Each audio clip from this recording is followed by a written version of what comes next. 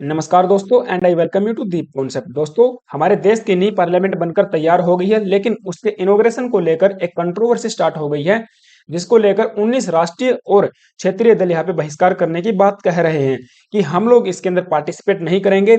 लेकिन प्रश्न ये आता है कि किस व्यक्ति या किस पद से इस बिल्डिंग का इनॉग्रेशन करवाना चाहिए, प्रेसिडेंट से या फिर प्राइम मिनिस्टर से। तो इसी को लेकर वर्तमान में देश में बहस छिड़ी हुई है। हम लोग इसके बारे में डिटेल से चर्चा करेंगे। दूसरा, सेंगोल के बारे में बात करेंगे, जो कि स्पीकर के पास में रखा जाएगा। सेंगोल है क्या चीज, ये न्यूज में क्यों आता है और कब इसको बनाया गया था, वो सब बातें हम करेंगे। ये आप देख पाओगे, जो हमारी नई बिल्डिंग है ये बनकर तैयार हो गई है। पुराने वाली जो थी वो आपकी गोलाकार आकृति में थी, जिसको बनने में 5 साल लगे थे। जबकि जो नई हमारी बिल्डिंग बनी है वो ट्राई एंगुलर आकार में बनाई गई है, जिसको तकरीबन तकरीबन 2 साल यहाँ पे बनने में लगे हैं। और बहुत ही बेहतरीन बिल्डिंग यहाँ पे बनाई गई है। वो सब सुविधाएं इसके अंदर आपको देखने को मिलेंगी जो एक पार्लियामेंट में होनी चाहिए। इसके अंदर काउंसिल ऑफ स्टेट के लिए अलग से भवन बनाया गया है and the people house of people के लिए अलग से यहाँ पे पार्लियामेंट भवन बनाया गया है। और दूसरा, प्रेसिडेंट ऑफिस वगैरह वगैरह जितने भी ऑफिस डिपार्टमेंट यहाँ पे होने चाहिए वो सब बेहतरीन सुख एंड सुविधाओं के साथ बनाए गए हैं, राइट।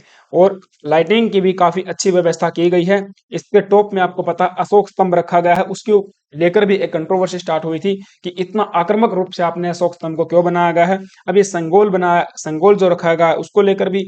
और दूसरा, जो अब ये बिल्डिंग है इसके इनॉग्रेशन को लेकर भी यहाँ पे कंट्रोवर्सी स्टार्ट हो गई है। आपको पता है 10 दिसंबर 2020 को प्राइम मिनिस्टर नरेंद्र मोदी जी के द्वारा इसका फाउंडेशन स्टोन रखा गया था, भूमि पूजन किया गया था। अब इसका 28 मई को यहाँ पे इनॉग्रेशन सेरेमनी होने वाली है। लेकिन 19 अपोजिशन पार्टीज ने यहाँ पे बायकॉट करने की बात की है न्यू पार्लियामेंट इनॉग्रेशन को।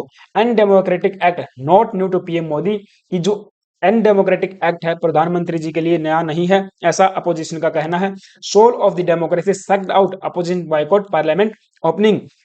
राहुल गांधी जी के द्वारा कहा गया है कि देखिए, राष्ट्रपति जी से संसद का उद्घाटन न करवाना और न ही उन्हें समारोह में बुलाना यह देश के सर्वोच्च संवैधानिक पद का अपमान है। तो मतलब कंट्रोवर्सी स्टार्ट होती है इस चीज से कि एक जो इनविटेशन आपका कार्ड है ये सर्कुलेट होता है।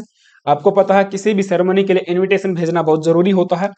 तो एक राजपत्रित इनविटेशन यहाँ पे भेजा जाना था। अब यहाँ पे आप देख पाओगे, यहाँ पे लिखा हुआ है श्री नरेंद्र मोदी प्रधानमंत्री जी के कर कमलों के द्वारा श्री ओम बिरला जी की अध्यक्षता में इसका इनॉग्रेशन किया जाएगा। तो यहाँ पे कहीं पर भी राष्ट्रपति जी का नाम नहीं है, मतलब इसका इनॉग्रेशन प्रधानमंत्री जी खुद करेंगे, राष्ट्रपति जी नहीं करेंगे। इसी को लेकर कांग्रेस पार्टी या फिर अपोजिशन का कहना है कि देखिए, जो हमारे देश का संवैधानिक पद है, सर्वोच्च पद है, आप उसका अपमान कर रहे हो। ये आपको इसका इनॉग्रेशन प्रधानमंत्री की बजाय राष्ट्रपति जी से करवाना चाहिए था, यानी कि द्रौपदी मुर्मू जी से करवाना चाहिए था। हालांकि मैं आपको बता दूं, जो अपोजिशन पार्टी है या फिर कांग्रेस पार्टी है, द्रौपदी मुर्मू जी से उनकी कोई सिंपैथी नहीं है, उनके बारे में उनका कोई भी विचार नहीं है। उनका कहना है कि जो ये पोस्ट है, ये जो ऑफिस ऑफ द प्रेसिडेंट है, इसका इंसल्ट किया जाता है।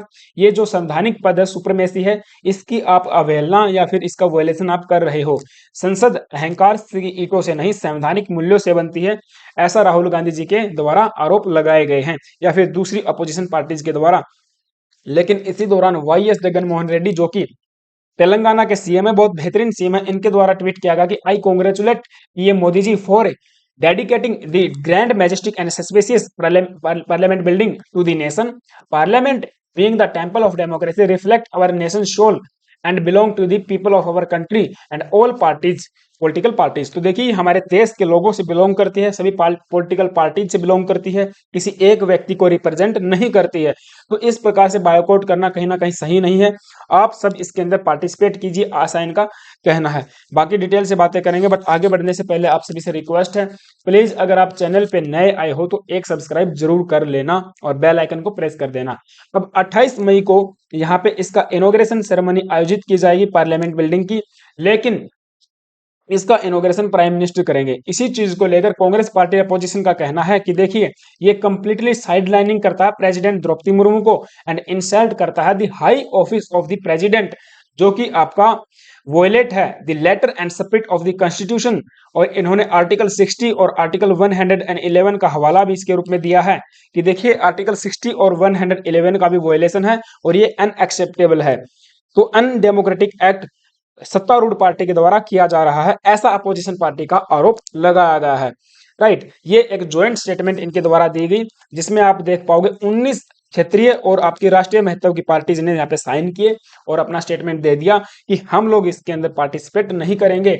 ये आप पॉज करके पढ़ पाओगे इसको, जॉइंट स्टेटमेंट को, राइट। इसमें आप देखोगे कांग्रेस पार्टी तो है ही है जो इस चीज को लीड कर रही है, तृणमूल कांग्रेस, जनता Dal, Aam Aadmi party, nationalist Congress party, NCP Sharad Pawar वाली पार्टी, एंड इसके साथ साथ ये आपकी हो जाएगी that is the Shivsena. Shivsena इसके अंदर है, communist party of India, Samajwadi party, Rashtriya Janata दल इसमें है, झारखंड मुक्ति मोर्चा, हेमंत सोरेन वाली पार्टी, डी तमिलनाडु की पार्टी है एमडीएमके, एंड दी राष्ट्रीय लोक दल। इस समेत 19 पार्टीज ऐसी हैं जिन्होंने ज्वाइंट स्टेटमेंट जारी करके अपनी बात को रखा है।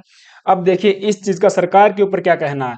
सरकार के जो यूनियन मिनिस्टर हैं Hardeep Singh Puri, petroleum and gas ministry उनके पास में है, उन्होंने कहा कांग्रेस लैक्स नेशनल स्पिरिट, कांग्रेस के अंदर हमको राष्ट्रीय स्पिरिट की भावना एंड सेंस ऑफ प्राइड की भावना की कमी देखने को मिलती है और कांग्रेस इस प्रकार के कार्य जानबूझकर करता रहता है।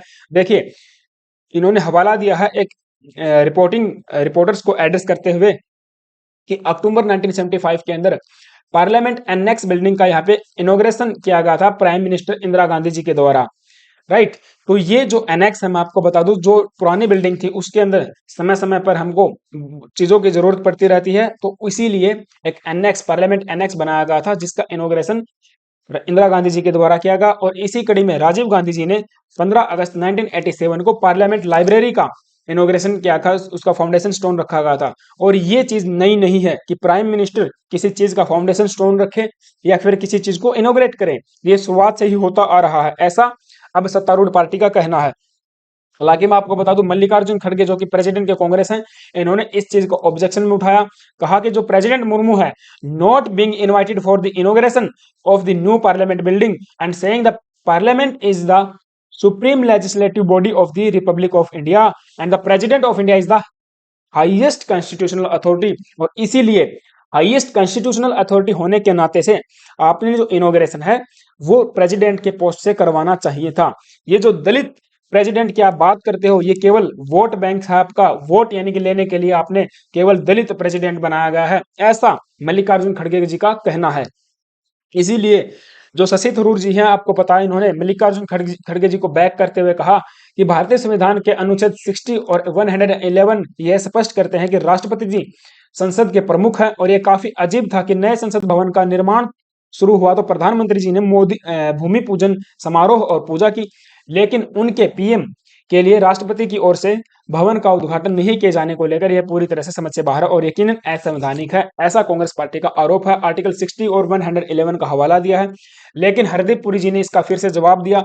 शशि थरूर जी को कोट करते हुए लिखा कि Congress has a habit of raking controversies where none exist while parliament is the head of state, president is the head of state and PM is the head of government and leads the parliament on behalf of government whose policies are effected in form of laws।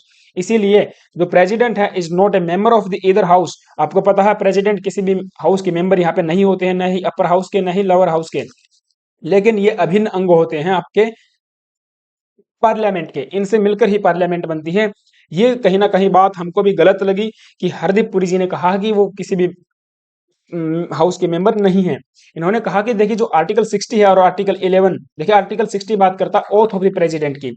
Article 60 के तहत president शपथ लेते हैं यहाँ पे हमारे जो parliament है, हमारे जो नेशन है उसको प्रोटेक्ट करने की, कॉन्स्टिट्यूशन को प्रोटेक्ट करने की, डिफेंड करने की एंड प्रिजर्व करने की।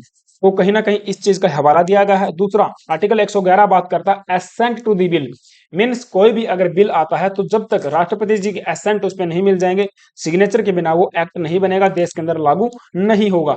इस चीज का हवाला दिया, लेकिन हरदीप पुरी जी ने कह दिया कि ऐसी कोई भी बात नहीं है, ये दोनों आर्टिकल इस चीज से बिलोंग नहीं करते हैं। अब जब इन्होंने ये बात कही कि president is nether member of a house, किसी भी हाउस का मेंबर नहीं है, तब इनको यहाँ पे जवाब दिया गया बहुत सारे नेटिजन्स और कांग्रेस पार्टी के लीडर्स के द्वारा। देखिए आप आर्टिकल 79 को भूल रहे हैं जो कि बात करता है पार्लियामेंट की, और इसके साथ साथ यहाँ पे पार्लियामेंट किस प्रकार से बनेगा, कंसिस्ट ऑफ द पार्लियामेंट की बात करता है।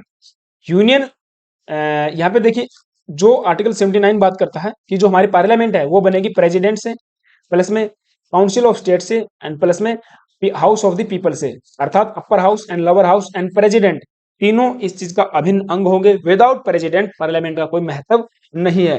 तो आप एक एक्स ब्यूरोक्रेट हैं और आप इस चीज को भूल रहे हैं, तो कहीं ना कहीं दुखद घटना है, ऐसा लोगों का कहना है। ठीक है, आर्टिकल 60 और आर्टिकल 111 के बारे में मैंने आपको बता दिया। दूसरे कुछ लोगों का कहना है कि देखिए सोनिया गांधी जी जो कि प्राइम मिनिस्टर भी नहीं थी और आपकी कोई मिनिस्टर भी नहीं थे, लेकिन उनके द्वारा भी बहुत सारे प्रोजेक्ट्स का यहाँ पे इनोग्रेशन किया गया था यूपीए के दौरान। तो ये आप कहीं ना कहीं केवल पॉलिटिसाइज इसको करने की बात कर रहे हो और शुरुआत से ही आप इस बिल्डिंग या इस प्रोजेक्ट को पसंद नहीं करते थे, ऐसा लोगों का कहना है। तो दोनों पक्षों की बातें मैंने आपको बता दी हैं कि किस प्रकार से कांग्रेस का क्या कहना है, अपोजिशन का क्या कहना है और दूसरे देश की जो सत्तारूढ़ पार्टी है उसका इसके ऊपर क्या कहना है। आपका इसके ऊपर क्या विचार है मुझे कमेंट बॉक्स में आप बता सकते हो कि इसका जो इनोग्रेशन है प्रेसिडेंट या प्राइम मिनिस्टर में से किसको करना चाहिए। राइट नाउ अब बात करते हैं सेंगोल की। तो देखिए सेंगोल एक राजदंड है जो कि संस्कृत तमिल भाषा का शब्द है। सेंगोल तमिल भाषा का शब्द है जिसका मतलब बनता है राजदंड। अब राजदंड ये रिप्रेजेंट करता है ट्रांसफर ऑफ द पावर को। ये हम इतिहास से ही हमारी भारतीय संस्कृति में इसका इस्तेमाल किया जाता था, चाहे चोल वंश हो, चाहे महाभारत काल हो, चाहे आपका ये रामायण काल हो। बहुत से हमारे कालों में हमने इस चीज को देखने को मिला है और भी जो हमारी डायनेस्टीज रही हैं उसके अंदर राजदंड का बहुत महत्व रहा है। अब जब हम लोग आजाद होने वाले थे 1947 के अंदर, तब इसी चीज को लेकर यहाँ पे बात खड़ी हुई कि किस प्रकार से पावर ऑफ ट्रांसफर यहाँ पे किया जाना चाहिए। तब पंडित जवाहरलाल नेहरू जी यहाँ पे अप्रोच करते हैं टू दी सी राजगोपालाचारी जी को। राजगोपालाचारी जी ने यहाँ पे मठों से संपर्क किया और यहाँ पे राजदंड बनाने की बात की, जिसको सेंगोल के नाम से जाना जाता है, जो कि चोला डायनेस्टी के अंदर यूज किया जाता था।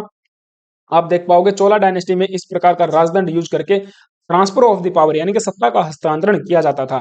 अब इसी को लेकर पंडित जवाहरलाल नेहरू जी ने इस को एक्सेप्ट किया और एक राजदंड बनाने की बात कही। राजदंड बनाकर भेजा गया माउंटबेटन को और माउंटबेटन ने इसको सौंप दिया था हमारे पंडित जवाहरलाल नेहरू को। अर्थात एक प्रकार से real transfer of the power यहाँ पे की जाती है।